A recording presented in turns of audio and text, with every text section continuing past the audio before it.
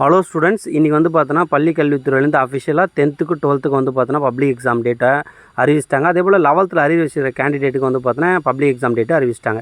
இப்போ வந்து பார்த்தோன்னா 12th என்னைக்கு எக்ஸாம் ஸ்டார்ட் ஆகுதுன்னு பார்த்தீங்கன்னா, உங்களுக்கு மார்ச் 2ஆம் தேதி ஸ்டார்ட் ஆகி மார்ச் 26ஆம் தேதி நடக்குது.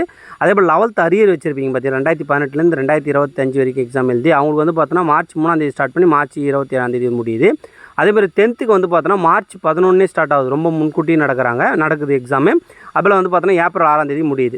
அதேபோல் ப்ராக்டிக்கல் டேட்டை வந்து பார்த்தோன்னா கொடுத்துட்டாங்க. 12th வந்து 9ஆம் தேதியும் 9ஆம் ஸ்டார்ட் பண்ணி 14ஆம் தேதி முடியுது. 11th 16ஆம் தேதி ஸ்டார்ட் பண்ணி 21ஆம் தேதியும் 10th 23ஆம் தேதி ஸ்டார்ட் பண்ணி 28ஆம் தேதி முடியுது. பிப்ரவரி மாதமே வந்து பார்த்தோன்னா ப்ராக்டிக்கல் முடிச்சிடறாங்க. உங்களுக்கு எக்ஸாம் ரிசல்ட் வந்து பார்த்தோன்னா 12th 8ஆம் தேதி 5ஆம் மாதம் மே மாதம் ரிலீஸ் பண்ணுறாங்க. அதேபோல் 11th அப்புறம் வந்து பார்த்தோன்னா 10th இது எல்லாமே பப்ளிக் டேட் எல்லாமே அறிவிச்சிட்டாங்க.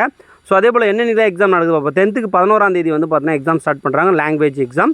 அதுக்கப்புறம் வந்து பார்த்தோன்னா 4 நாள் லீவ் விட்டு தான் வந்து பார்த்தோன்னா 16ஆம் தேதி இங்கிலீஷ் எக்ஸாம் நடக்குது. மேக்ஸுக்கு குறைஞ்சபட்சம் 9 நாள் லீவ் விட்டுருக்காங்க மேக்ஸ் எக்ஸாமுக்கு 25. அப்புறம் 30ஆம் தேதி வந்து பார்த்தோன்னா சயின்ஸ் எக்ஸாம். அப்புறம் வந்து பார்த்தோன்னா 2ஆம் தேதி வந்து பார்த்தோன்னா சோசியல் எக்ஸாம். 10th பொறுத்த வரைக்கும் நல்ல டைம் டேபிள் தான் இது.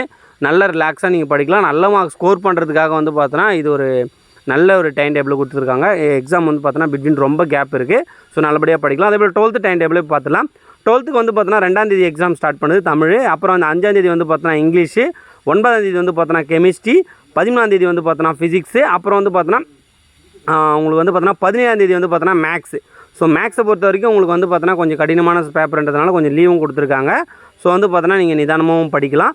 அதே போல் வந்து பார்த்தோன்னா பயாலஜி பொறுத்த வரைக்கும் உங்களுக்கு வந்து பார்த்தோன்னா நல்ல லீவ் விட்டுருக்காங்க. 23ஆம் தேதி தான் உங்களுக்கு வந்து பார்த்தோன்னா பயாலஜி, பாட்னி இதெல்லாம் கொடுத்துருக்காங்க, ஹிஸ்ட்ரி.